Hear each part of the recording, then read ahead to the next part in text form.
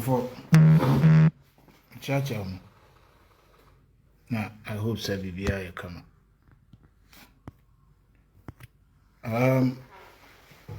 Any gomo kakra. E my Ghana home. Yana. Ne ma bi over sometimes. Oko ka ho asema. Na ebinu oba bi o mbe fo se bia. Asem na opa na bibi, but the hypocrisy of some Ghanaians no dwen ho ahonte ase. Hassan, good morning. And read now about 3 days ago, the engineer who said Honorable Kennedy Japan, some radio was seen. And Kevin Taylor, Kevin Taylor, and so I respond. And I said, I can't want him say, Bobia, who study a nipa, said over to Utimuse, acquire me. He said, when himself called today, who could do her, and you want to now this is social media. No, you can't answer more court. Good morning, Richard. You can't answer. Oh, court. 18, I say, Hassan, yeah, send your number, mommy inbox. Me new number, no, maybe send it to my inbox and make sure. Why? Now, yeah, now Pempi, no, Ghana for Ubi Dinkwasi assemble social media. Unipakunu Jimmy Sebi, Udin Crofotem, Kikan Crofon Sem. Nkofo Breta na more fire people say. But Oyem Kwasi adena na se nipa na oye ne sa na na se obi fato ne ho so obi take action against the person. Not the same Ghana for nature omo ho. Afei no mo be kire say na Honorable Kennedy Japan so guilty. But they refuse to think say Honorable Kennedy Japan no so ye nipa ono. Wo ye obi bibi dia wo de wo pese Honorable Kennedy Japan ye fa ni nkogina mra no ana se ye nkobo ni tuo ni yenku so but obi di na tem dia Honorable Kennedy Japan enye right so no de obebie na no no aka. Say Jimmy Sam na wo Ghana fo bi mu mi enyai. Say hypocrisy ni mu mi enyai. Obi aye nipa sabe mi amete ye. Okwase bi jejentwe bi timi tena ba bi no wadi matem adi mi ire atem adi mabusu atem. Oni mi wo ba bia o, but because of politics no atwe camera na mugu na se e ma na more fire keka nkwase asem. Na se me ba se me take nipa ne wona, you see the same people. Nipa na otu ba bia wo di watem a nkoye ne hwe no. Wo je se wo take ni wona mamra ne na dia. Na the same Ghanaians na baba bi gina wo so e na de. Me say Honorable Kennedy Japan, he's right to take Kevin Taylor. And I say Honorable Kennedy Japan is right to take anybody or for say be we disrespecting and answer we join to. He's right to do everything. I will pay. Why won't you ask you? You can go and hog electric pool and kill yourself.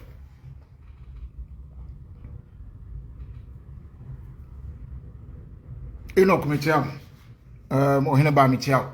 Ya na nkofo bebre ti wa mo fo say mojani enipa bim. What I say, according to Germany, men Canada, the Yemi program, I can't say, Odidi matem, but my loved ones, they try to say they will take action against him. So be a night. One Jimmy, what is social media only me, baby, yeah, can't drink gun and 7 years to drink. Oh, dimini me ratemono. Obia and tunifo and can't. In fact, almost I see and almost share videos. No, immediately I may take action. You see these same Ghanaians.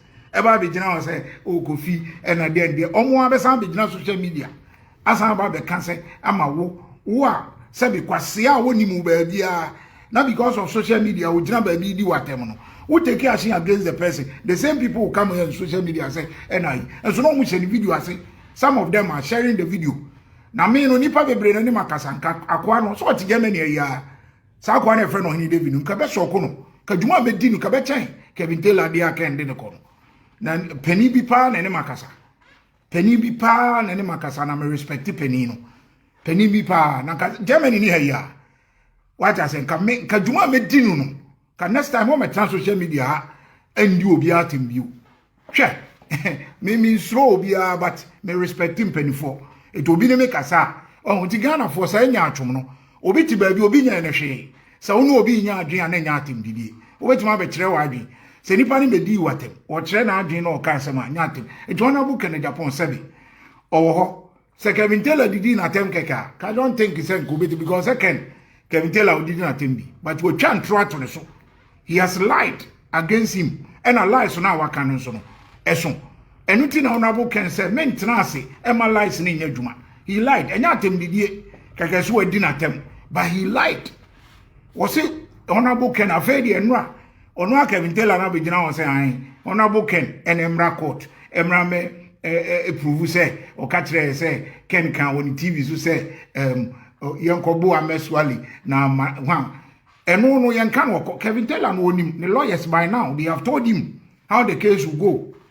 There's a market chance back door crown copacho. Watch as anything and not any video go and watch Kevin Taylor. And I said, your can wants him. Now, what joke? I'm telling you, court to know any easy. If you say, Honorable can cry, and the lawyers spoke or trust a Ghana cry with 2 cases, well, lose and no cry. What I say, a court, it me cause against him, who be some bra. And found say, ye di asem no Ghana, but home to me the call.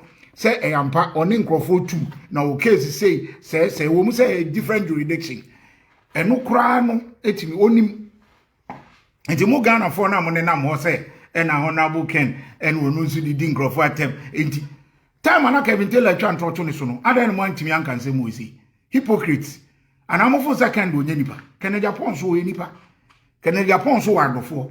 What I say, and you'll be on the time. A woman say, Mimi, and you'll be beyond may agree with Japan, but to nipa. It is all kind of one some no sort of a fine. And not him did not him did the second. Any pay deacon at them, what is also do Bianco court. On 4 Bianco, for deacon at them all the time, on Fuso for Bianco court. And not him did now, Kevin Taylor didn't know. And Trona would chat on, and some of the court no. One fat him did yes and no the coy was in tro. And throw away channel and was sued for damages. It's more Ghana for now, multi social media, Muki Campus, as seminal. So I say, Munya de Mokan, and I make an Obi Jimmy Sa said, I make a truck, what Jimmy for ya, what German no more bra. Na bra boom cry, went to me for no to me in any way. What I say, baby and Uncle Pondini Pabidri, a new moon, BBM. Now, so no, or trans social media no Jimmy. So me take action, I may take against him. Now, when you have problem. Ubosa Ghana for na mo am sabeka but akwa Jimmy for no wo Jimmy no edi obi atem sa wonu obi nya adwen nya atem didie no sabi edi atem ko fa me yire awotini baby o meka ho edi ni bom because o fo say o kan wa adwen obi so kan adwen u be di na atem eti me take ni honor and am say sa akwa no mo fa nkoma no sa woni David no na papa panim di ase pa na nka kwan ya nka me de na e be fa so no ke be so ko no me ni ye Kristo ni me di asem che. But I don't come to set example Europe am now I am ready for him. Next time ko trans social media ko be hu se bully obi meka no kana asema enka wo metena ho kra emfa ne din emekeka nkwase asem fa na busuamam ka mekyere ni nyansa amana hu se mra ya adwuma wa buche ya what I say about since enka me take action against him. Now my people were ready to deal with him but me say no me mpeni sa kwan so o de abufu so obi ti social media no obi an time no so ntu ye bibia no adwen ho ye social media asa anya obi an tan ho omo enim me no enim se de mete enti no ye bibia against me a e ma ne nya wo se wo ye bibi e de atia me wa ha unim de nipa e pem asem ba bia wo te no unim krofo e wo ho bia omo pem asem ana unim de betimi ato aja se ne sa kwa de me sinyame onna papa bi ase wa ha the man talk to me is me respect papa no ye penny na me respecting one me kasa bebre sanse mi bae ka me ka no I was ready to make training nyansa amanka obehu me ka training ne enti na no ma edi na me hwe me wo yamade a me ma me respond to you but I well bagana for ye nya atwom no obi jimi a mo ka nche ni se wo jimi se mi kofi and afo se me social media me se obi na se open masem a be ka trem se kofi ade a wo di ye ni pe enye na me nyai na nya se ma sei nipa no meti wada bia na me di nkrofo atem ekeka nsam a eni mutu nipa so na nipa ni take action na mo Ghana for ya san twa mo say aden ni nipa na take action against the person. How can we progress as a country? Onipa ni jimi a mo kan trend say ade a wo ye no enya sa na ye no unu obi nya adwen na mo hyase fire throw more fire na mo kan but asemba na mo akro ya nso asamba be kan say nipa na obi adi ni bone na odi nkwasasem oni so no yanam referee say cyberbullying na crime obi meka se maka wa fine eye adwenkyere wo ne menya adwen a you can go the tangent you want but oba so oba attack me personally confirm obusu ade gbamu dia I can deal with you with the same video now we here no metima deal with you ye nyina no ye ba ha ye timi be express your mind sometimes I can go wayward ne bia personal attacks be bam but sometimes e bia wo ye nipa until next time no oh ya no ameja no say the be ya onkonkonko ye obi me mfo nkrofo metena ha da bia na me di nkrofo atem say if me go offline am nkrofo frame me say no asema wo kan e as wa go offline ye nipa so ne mahu the next time no me ba me hu say the meka asem no ne mfa ma me personal attacks bi so what I say kwabena hwanhwan mumu sa no na meka no hypocrite ni bi no Kennedy Japan ni case no amfa court so obi na di na temu go and read mon can insult Kennedy Japan ka sam to obi so a kwaku ba ko wafa ken an court ana so mfa ken court Ibrahim onsi kan what I say second ka sam to obi so a nipa no so enti ase na Kennedy nya o de ne court na Kennedy Japan do onye nipa so obi ka sam etwa ntoto ne so on do de court enyi kwaku ba ko ese ken atena na yiso akasa o de court outcome ne yesen onzo court ko lusu case na ken so ya appeal aja se besi na minim se the case na kusi oni anas se ken in some countries onfa ken in court there he got it. What are you talking about? Second insult ken insult ntino on kana no tu maka bintela mu na nima se wo ye hypocrite pa you are dishonest person mu nyina mo nka no kware mo nka no kware you are very dishonest person. You are very, very dishonest person. Sa kwa na obecho say Ken insult no. Ken odi atem no. Enya atem didie, sa atem didie na Kevitela di no a. What I say nka menya so de beko atem didie de second timi ye ni bi. Enya no ho asem ne ye kan. But what can try to so se wakum nipa. Why say that is what is in court. If you don't know, go and read a court we no de call ye no. Oso wagu ne ho fi.